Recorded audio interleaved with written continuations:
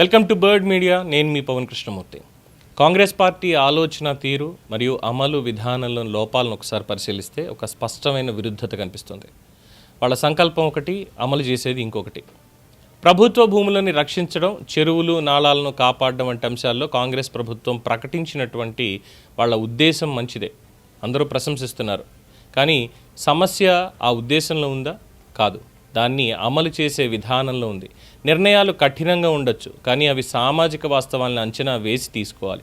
కానీ ప్రస్తుతం కనిపిస్తున్నది మాత్రం మాకు చట్టపరమైనటువంటి ఆధారం ఉంది కాబట్టి చర్య సరైనదే అనేటువంటి పరిపాలనా దృక్కోణం. కానీ రాజకీయంగా, మానవీయంగా అది సరిపోవడం లేదు. కాంగ్రెస్ పార్టీ ఎప్పుడు తెలుసుకుంటుందో మరి. ఆలోచన లోపం, ముందస్తు అంచనా లోపం. ఏదైనా ఆక్రమణ తొలగింపు చర్యకి ముందు సామాజిక ప్రభావం, రాజకీయ ప్రభావం, మానవీయ కోణం అన్నింటినీ లెక్కలోకి తీసుకోవాలి. కానీ కాంగ్రెస్ ప్రభుత్వం తీసుకుంటున్న తీరు చూస్తే ముందస్తు ప్రణాళిక కంటే ఇమ్మీడియట్ ఆపరేషన్ మోడ్ ఎక్కువగా కనిపిస్తోంది. నిర్మాణాలు మొదలైన దశలో అడ్డుకోవాల్సిన చోట్ల ఇళ్లు కట్టుకుని ప్రజలు స్థిరపడిన తర్వాత ఒక్కసారిగా కూల్చివేతలకు దిగడం వ్యూహపరమైనటువంటి లోపాన్ని కూడా సూచిస్తోంది. ఇక ఇంకొక సమస్య, వాళ్ళ ఆచరణని అమలులో లోపం, కమ్యూనికేషన్ విఫలం. ప్రభుత్వం తీసుకునే ప్రతి నిర్ణయానికి ప్రజలకు స్పష్టమైనటువంటి వివరణ అవసరం, ఇచ్చి తీరాల్సిందే. ఏ భూమి ప్రభుత్వానిది, దాని మీద కోర్టు ఆదేశాలు ఏమిటి, ఈ చర్య ఇప్పుడు ఎందుకు చేపడుతున్నాము, మరి ప్రభావితమయ్యేటువంటి వాళ్లకు, బాధితులకు ప్రత్యామ్నాయం ఏమిటి, ఈ ప్రశ్నలకి ముందుగానే సమాధానాలు ఇవ్వాల్సిందే. కానీ హడావిడిగా జేసీబీలతో వెళ్లడం వల్ల ప్రభుత్వం చట్టాన్ని అమలు చేస్తోంది అనేటువంటి భావన కంటే ప్రభుత్వం కఠినంగా వ్యవహరిస్తోంది, మా బ్రతుకుల్ని కూలగొడుతోంది అన్న భావనే బలపడుతోంది. ఇది అమల్లో ఉన్నటువంటి ప్రధాన లోపం. ఖమ్మం జిల్లా భూదాన్ భూముల ఉదాహరణ. వ్యూహాత్మక వైఫల్యం అంటున్నారు. ఖమ్మం ప్రాంతంలో భూదాన్ భూములపై చర్యలు కోర్టు ఆదేశాలతోటే జరిగాయి. కోర్టు ఆదేశాలతో జరిగినప్పటికీ ముందస్తు అడ్డుకట్ట వేయకపోవడం, అంటే ఆక్రమణలు జరిగిన వెంటనే అప్పుడే ఆపాల్సింది ఆపకుండా అడ్డుకట్ట వేయకపోవడం వల్లే పరిస్థితి ప్రస్తుతం రాజకీయ వివాదంగా మారింది. దాదాపు 50 ఏళ్లుగా ఖాళీగా ఉన్నటువంటి భూముల మీద ఆక్రమణలు ఎప్పుడైతే మొదలయ్యాయో అప్పుడే నిరోధించాల్సిందే. అప్పుడు చేయకుండా ప్రజలు గృహాలు నిర్మించుకొని నివసించడం ప్రారంభించిన తర్వాత ఈ కూల్చివేతలు చేపట్టడం భావోద్వేగాలతో కూడినటువంటి స్పందనలకి దారితీసింది. దీనికి చట్టబద్ధత ఉంది. జేసీబీలు వెళ్ళి కూర్చినా, అధికారులు వెళ్ళినా, ఏం చేసినా చట్టబద్ధత, కోర్టు ఉత్తర్వులు ఉన్నప్పటికీ కూడా మరి ప్రజల భావోద్వేగాల్ని పరిగణలోకి తీసుకోకపోవడమే అమల్లో లోపాన్ని బహిర్గతం చేసింది. ఇక మూసీ ప్రక్షాళన గురించి మాట్లాడుతున్నారు. మూసీ ప్రక్షాళన దాని నెరేటివ్ని కోల్పోవడం. మూసీ పరివాహక ప్రాంతాల్లో అక్రమ నిర్మాణాల తొలగింపు, పర్యావరణ పరిరక్షణ కోణంలో మూసీ ప్రక్షాళనలో అది సరైందే. ప్రతి ఒక్కళ్ళు దాన్ని ఆహ్వానిస్తున్నారు, అభినందిస్తున్నారు. కానీ ప్రభుత్వం తన చర్యల వెనకాల ఉన్నటువంటి కారణాలని ముందుగా ప్రజలకి అర్థమయ్యేలాగా, ప్రజల మద్దతు పొందేలాగా చేయలేకపోయింది. ఒక పక్కన సోషల్ మీడియాలో వ్యతిరేక ప్రచారం బలపడుతూ ఉంటే ప్రభుత్వం దానికి తగిన కౌంటర్ నెరేటివ్ ఇవ్వడంలో విఫలమైంది. పాలనలో కమ్యూనికేషన్ అనేదే ప్రధాన ఆయుధం. అది వినియోగించకపోతే రాజకీయ నష్టం అనేది ఖచ్చితంగా తప్పదు.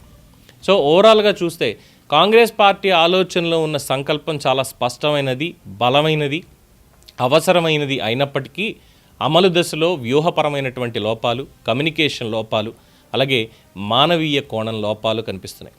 చట్టబద్ధమైనటువంటి చర్యలను కూడా రాజకీయంగా రక్షించుకోవడం అనేది ఒక కళ.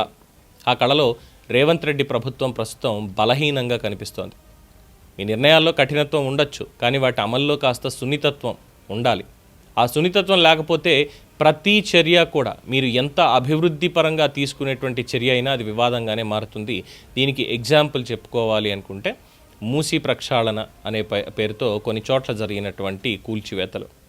అక్కడ ఏ నెరేటివ్ బలపడింది? ఇళ్ళు కూల్చారు, బాధితులకి పునరావాసం చూపించారా? లేదు. మరి అక్కడ ఉన్నటువంటి వాళ్ళకి కొంతమందికి డబుల్ బెడ్రూమ్ ఇల్లు ఇచ్చాము అని చెప్పనన్నారు, వాళ్ళతోటి వీడియోలు రిలీజ్ చేయించారు, అంతా బాగానే ఉంది. కానీ కొంతమంది ఆ కూల్చివేతల సమయంలో చిన్న పిల్లలు, రేవంత్ రెడ్డి గారు మా ఇల్లు కూల్చకండి అని వాళ్ళ స్కూల్ పుస్తకాలు, ఇవి కనీసం స్కూల్ పుస్తకాలు, బ్యాగులు కూడా తీసుకోనివ్వకుండా కూల్చివేతలకి, చిన్నపిల్లలు ఆడుకునే బొమ్మని కూడా తీసుకునివ్వకుండా కూల్చివేతలకి పాల్పడడం అంటే అది మానవీయ కోణంలో జరిగిందా? డెఫినెట్గా కాదు. అలాగే అమీన్పూర్ దగ్గర జరిగినటువంటిది. అయితే ప్రభుత్వాన్ని ఎక్కడ సమర్థిస్తున్నారో తెలుసా? ఈ మేడ్చల్ తర్వాత ఆ ప్రగతి నగర్ మధ్యలో ఉండేటువంటి ఏరియాలో దాదాపుగా 15,000 కోట్ల రూపాయల పైచిలుకు 1,500 ఎకరాలు ఎంతో కబ్జాలకి గురైతే అక్కడ కూల్చివేతలు ఏవైతే చేపట్టారో వాటి దగ్గర ప్రజలు మామూలుగానే స్పందించారు. అవును, ఇది ప్రభుత్వ భూమి అని తెలిసినా సరే మేము కట్టుకున్నాం కాబట్టి ఇలా జరిగి తీరాల్సిందే తప్ప ఇంకోటి లేదు అని కూడా అన్నారు. అయితే రిజిస్ట్రేషన్స్ చేసినటువంటి అధికారుల తీరేంటి? కబ్జాలకు గురైనప్పుడు కబ్జాదారులతో కుమ్మక్కై రిజిస్ట్రేషన్ చేసినటువంటి వాళ్ళ మీద చర్యలు ఎప్పుడు? ఇది అడుగుతున్నారు.